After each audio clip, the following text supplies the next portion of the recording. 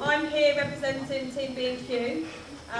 Team B&Q has 11 aspiring athletes. 2 of them are here today and you're going to hear from them in just a moment.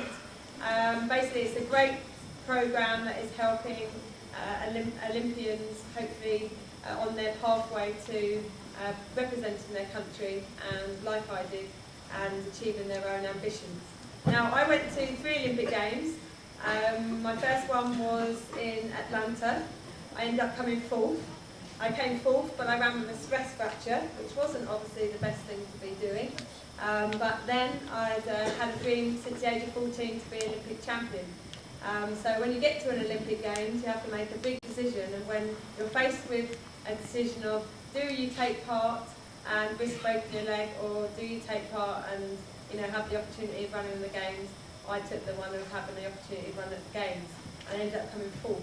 And you can imagine how disappointing that is to come 4th, because you're so close yet so far. I only got picked at the line, but also how it spurred me on to believe that I could do even better, because running with a stress fracture in a lot of pain obviously was a contributing factor to me not maybe getting a medal. The following Olympic Games, 4 years later, I went to Sydney, and I went there again having an injury for 6 months leading up to those Games, and the way I kept fit was to stay in the pool and go in the gym and work extremely hard and remain focused in the chance of getting to those Olympic Games. And I did get to those Olympic Games, which I really didn't think I would be able to do, but I managed to get to those Games, and then every round was about trying to just get through and see how far I got. And I ended up getting a bronze medal at those Games because I was leading with 50 metres to go, and probably the only reason that I didn't win is because I couldn't believe that I was actually in front, and I had that moment of doubt that I should have actually been in that position. And as I watched one person come past and the second come past, and I crossed the line in 3rd place, I realised that actually, for me, that was like a gold medal, because I shouldn't really have been at those Games. 4 years later, like you've just witnessed on the screen, and some of you might remember the moment where I won 2 gold medals in Athens, changed my life forever, because one minute you're well known as a sports person, having represented my country for many years and won 10 medals leading up to those Games from all levels of championships, from Commonwealth Games, European Champs, World Champs and those Olympic Games, to actually then win 2 golds for your country and to come back and everybody sort of know who you are and your name. It's quite a strange thought, when one day you used to be a girl sitting down in an assembly who was 14 who just said to their mates that I'm going to be an Olympic champion one day. And that's kind of a strange thing to be. But I am. And it's a brilliant position to be in, because it gives me an opportunity to be able to come and speak to some people like you, tell them about my dreams, tell them about how I got there and what it took to get there. And first of all, if you want to be a successful sportsman, you have to have confidence, otherwise you don't get anywhere.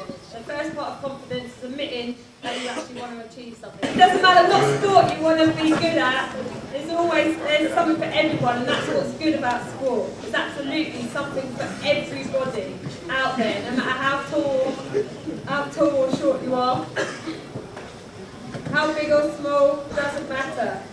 What colour, what race, what religion, doesn't matter, and that's what's good about sport, because it can actually bring everyone together with the ultimate goal of achieving something good and having pride and a bit of passion.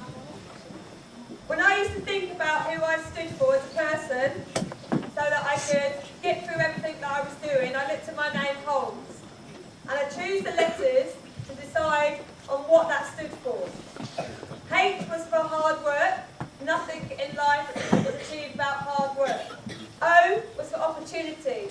You always have to take every single opportunity you have in life, because you never know what's going to happen. L was for learning. You never ever stop learning. Even when you think you've done good, you can always get better. And I never stopped learning as an athlete, so I stood on the rostrum, not for the first time, but the second time. M, motivation. Without motivation, why get up and do it? You can't get up and do what you want to do without having motivation. E was for the energy to put up with everything that I did. The effort of training, the emotion that went with it, the pain through the injuries. You had to have a lot of energy in your life to do it. S was for success. I wanted to be successful. I wanted to achieve something for myself, for my family, and then eventually for my country. And also S is for support. You can't do it without teamwork. Anybody, your family, your friends, your people at school, your teachers, your teammates, whoever it is, teamwork comes into play no matter what you do. So if you've got anything to think about in your own life, think about your own names and decide what you stand for. And if they're positive things, then think about those, because that's what can keep driving you. So thank you very much.